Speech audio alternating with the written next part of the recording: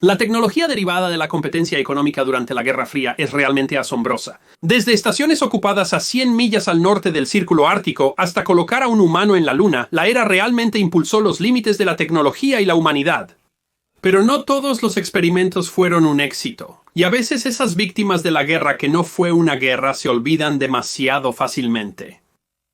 Los 28 hombres que murieron en el colapso de la Torre de Texas 4 el 15 de enero de 1961 merecen ser recordados.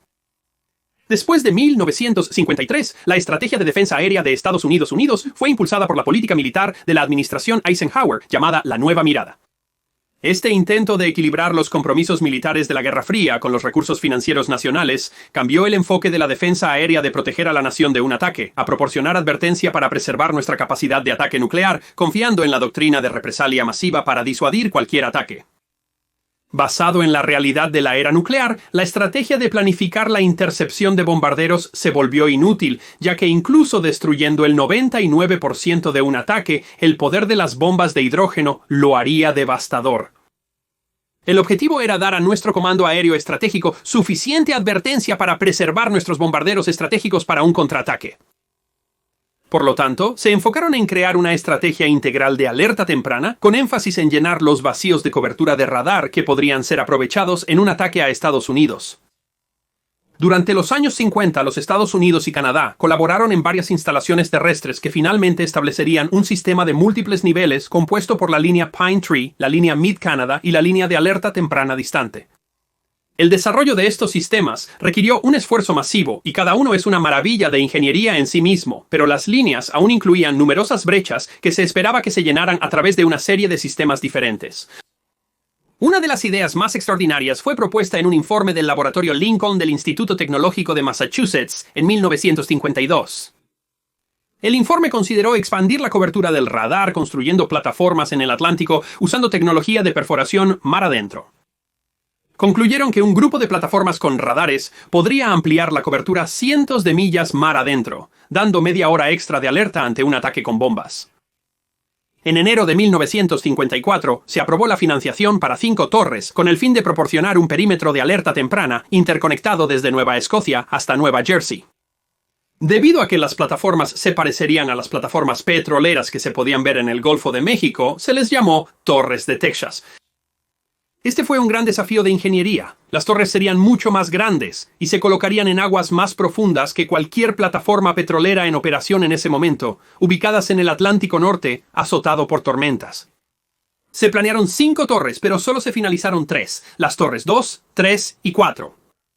Las torres debían ser de gran tamaño para alojar el equipo de radar. La plataforma triangular medía unos 200 pies por lado, con más de 6.000 toneladas de acero, y estarían ancladas profundamente.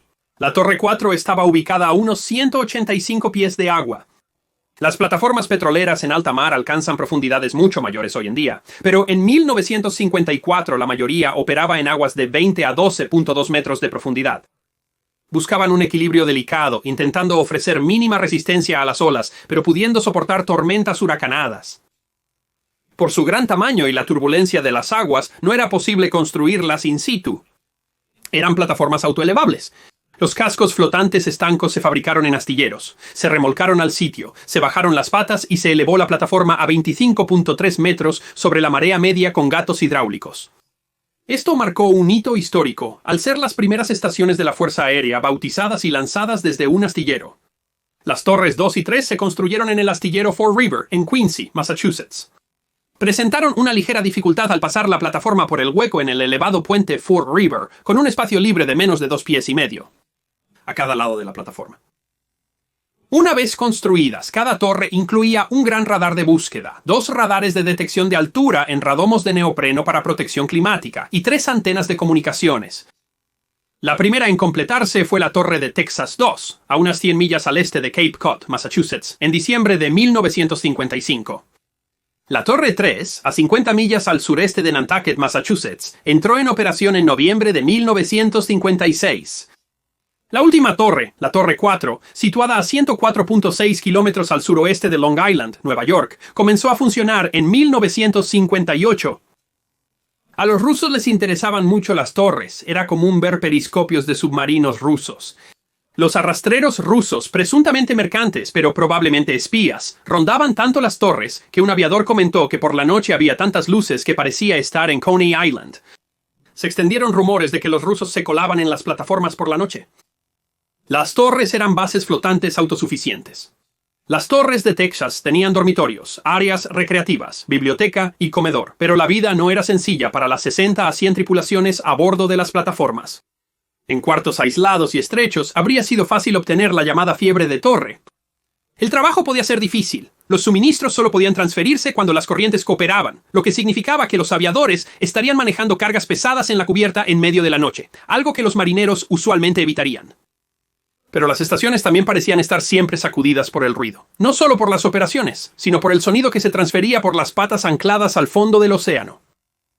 Montaron las bocinas de niebla más ruidosas del mundo, que en un día de niebla sonarían cada 29 segundos. La niebla era común en el Atlántico Norte. Hubo una vez que tuvieron que usar la bocina de niebla de la Torre 2 durante 3 semanas seguidas. Los equipos rotaban cada 4 semanas y al volver a casa no podían dormir sin ruido. Signo de la calidad de vida en las torres. El personal de la Fuerza Aérea los llamaba los bastardos de hierro. Pero lo peor fue el movimiento constante causado por las olas. Se decía que la Torre 2 tenía un movimiento de trote, la Torre 3 era un torbellino, y la Torre 4 en las aguas más profundas era la peor, balanceándose y tejiendo tanto que las tripulaciones la apodaron Viejo Tembloroso, una señal de advertencia sobre sus problemas. En junio de 1947, mientras se remolcaba la Torre 4, 2 soportes estructurales fueron arrancados y perdidos en mares agitados. La Fuerza Aérea instaló el radar en la torre antes de arreglar los soportes. Eso afectó la estabilidad de la estación. La Torre 4 estaba anclada en agua de más de 180 pies de profundidad, más del triple que los 56 pies de la Torre 2. En ese momento no había precedentes para anclar una plataforma tan profunda. En septiembre de 1960, la Torre 4 fue azotada por olas de 15.2 metros y vientos de 132 kilómetros del huracán Donna, un huracán que mató a 364 personas y causó daños por $900 millones. La torre sufrió daños significativos, reduciendo su tripulación a 14 miembros de la Fuerza Aérea y 14 contratistas hasta que se completaran las reparaciones. Intentaron estabilizar la torre llenando las patas con arena y concreto. No se podía abandonar la torre por temor a que los rusos capturaran su equipo de radar sensible. En enero de 1961, una fuerte tormenta de invierno con velocidades de viento de hasta 80 millas por hora y olas de hasta 40 pies de altura azotó la ya dañada Torre de Texas 4. El 14 de enero, 1961, Paul Yost, teniente de la Guardia Costera de los Estados Unidos, recordó: «Me fui a dormir esa noche con el viento aullando y le dije a mi esposa que esperaba que no nos llamaran».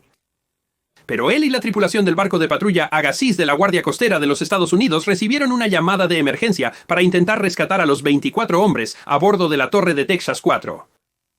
Los guardacostas corrieron a través del vendaval, el 15 su lema, Semper Paratus, siempre listos. Los fuertes vientos imposibilitaban un rescate en helicóptero. A las 6 de la tarde, el Agassiz aún estaba a más de 2 horas cuando la torre radió: «Nos estamos desintegrando». Todavía estaban a 1 hora de distancia, aproximadamente a las 7:30 de la noche, cuando la Torre 4 desapareció del radar. La plataforma se desintegró y colapsó en el mar. Las 28 personas que estaban en la torre murieron. Solo se recuperaron 2 de los cuerpos. Finalmente se reveló que la Fuerza Aérea ya había decidido desmantelar el programa antes del colapso de la Torre 4. La llegada de misiles nucleares, mucho más rápidos que los bombarderos, redujo el tiempo de advertencia temprana que proporcionaban las torres de media hora a solo 60 segundos. Esa revelación hizo que las muertes en la Torre Texas 4 parecieran aún más vanas. La Fuerza Aérea agregó lanzamientos de escape de emergencia a las torres 2 y 3 para que las tripulaciones pudieran salir rápidamente, pero para 1963 esas 2 torres también fueron desmanteladas. La Torre 3 fue rescatada, pero la Torre 2 era irrecuperable y fue demolida en el lugar. Tras una investigación que determinó que el colapso de la Torre de Texas 4 se debió a un error humano, un coronel que era el comandante en funciones del sector de defensa aérea de Boston fue acusado de homicidio involuntario y otros 2 oficiales de negligencia en el cumplimiento del deber. El coronel fue absuelto en un tribunal marcial y los cargos contra los otros oficiales se desestimaron. En el año 2003, un estudio sobre el colapso de la Torre de Texas 4 sí encontró fallos organizativos, pero esencialmente determinó que carecíamos de la tecnología en ese momento para predecir los efectos dinámicos del diseño de las torres.